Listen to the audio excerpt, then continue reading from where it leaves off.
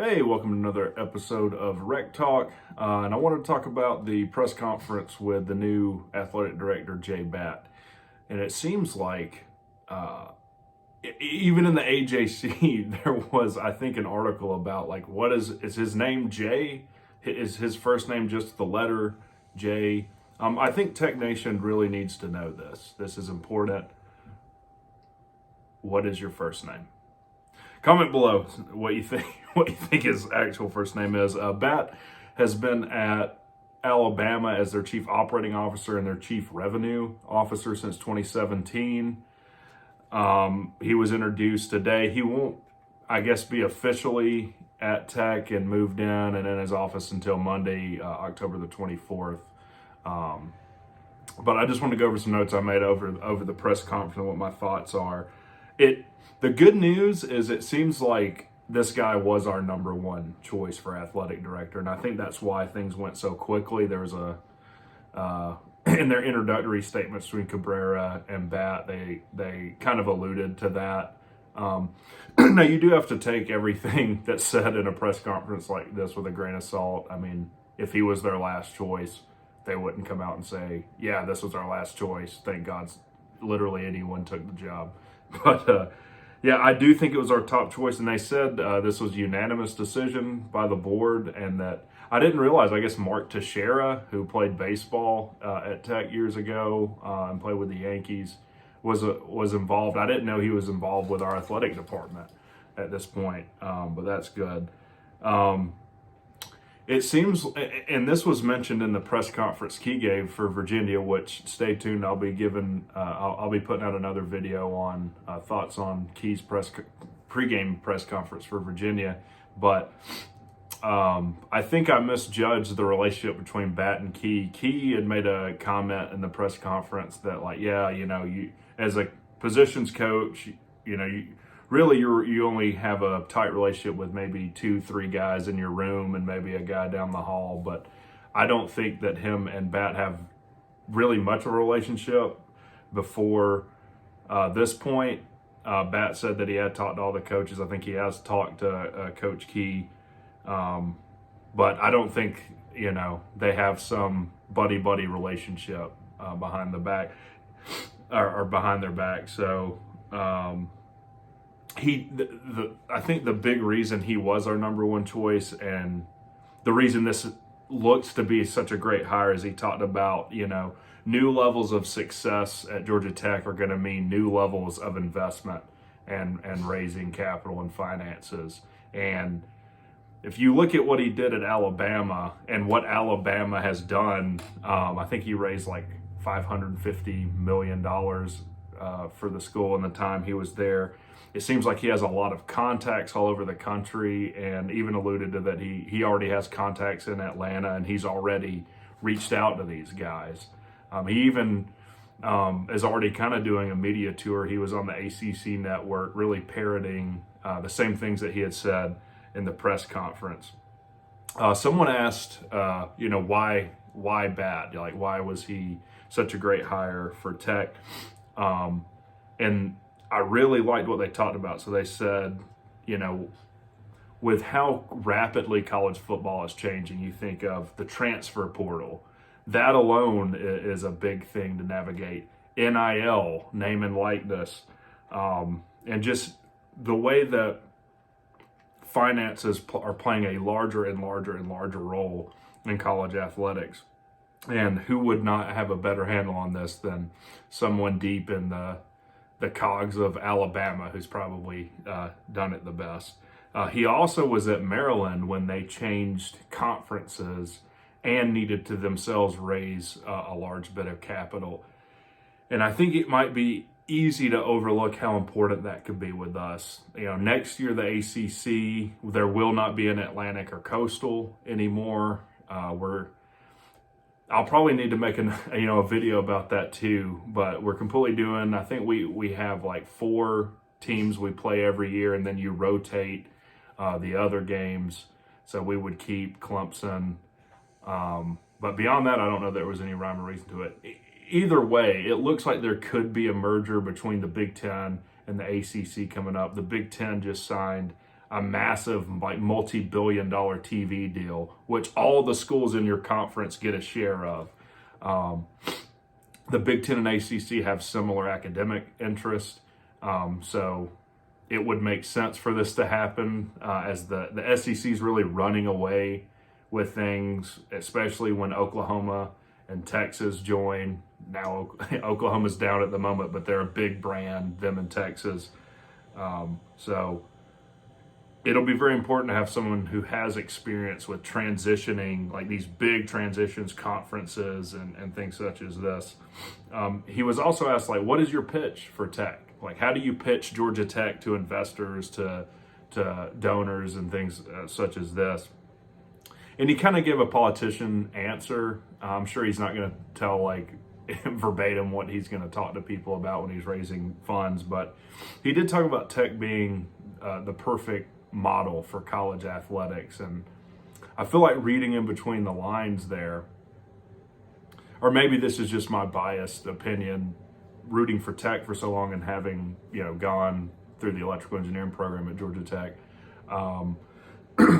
The cool thing about Tech is that we don't have a major for athletes. Every athlete that comes that comes and plays football for Georgia Tech is going to have to take some variant of calculus. So at Georgia Tech, you truly are a student athlete. And I'll be honest with you, I don't know how these kids find the time to do athletics and their schoolwork at Tech. Like, I can tell you at Tech, a lot of teachers didn't even have their names on the doors. Like, they didn't want to see you. They were there to do research. They don't care about football.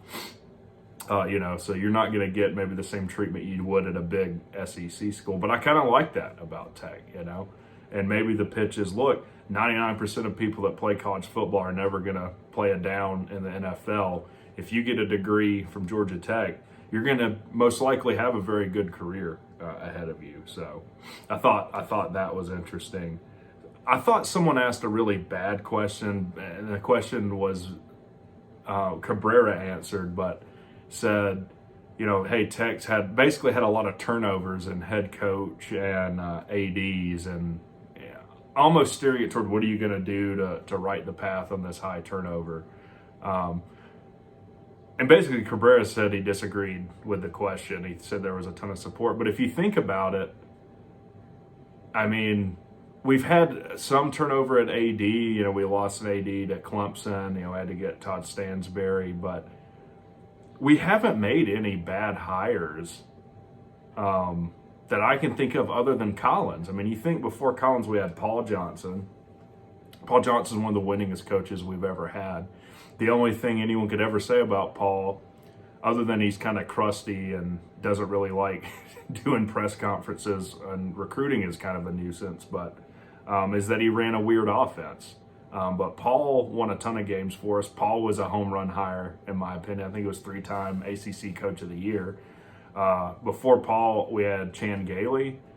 Chan Gailey was fired, but he did have a top 10 recruiting class the year that he left. It almost makes you think what would have happened had Gailey gotten another year with that recruiting class. But Gailey was, a fine coach. Before then, we had George O'Leary, one of the greatest coaches we've ever had. So, in the past 20, 30 years, I mean, we haven't had a ton of turnover at head coach.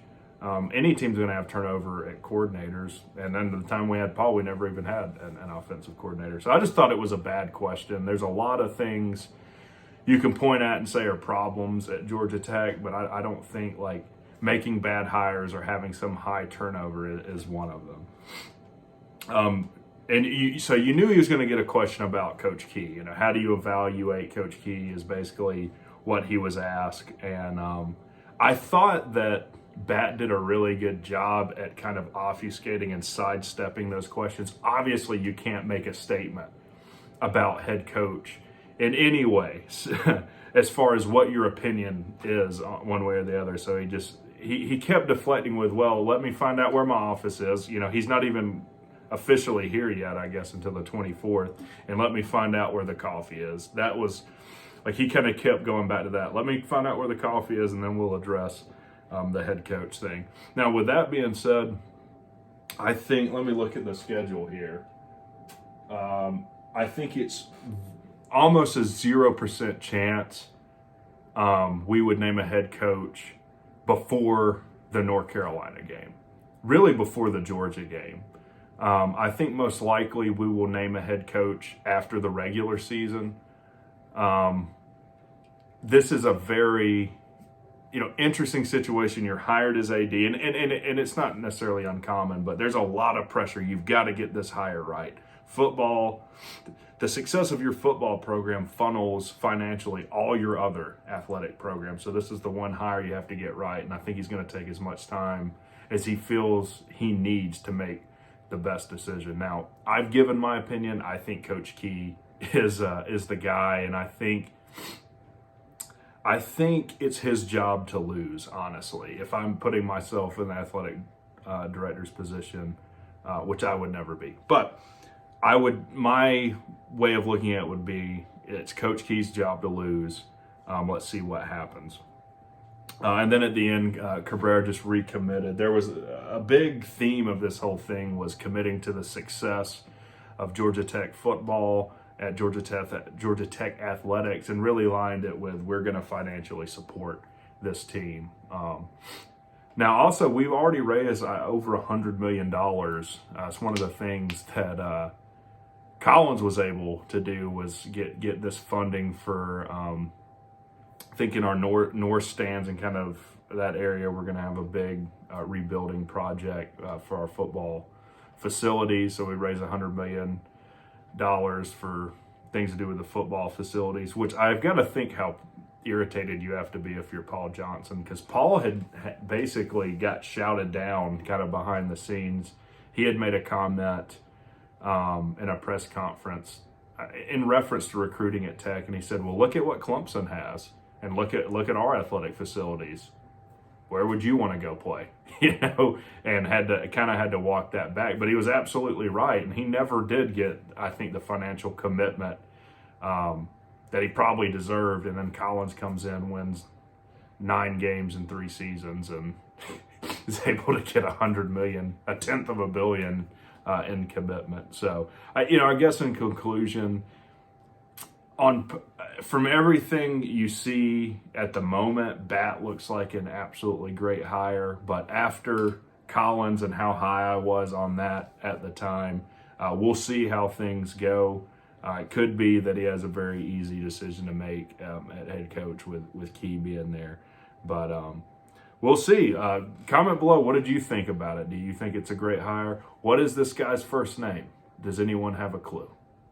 Talk to you later.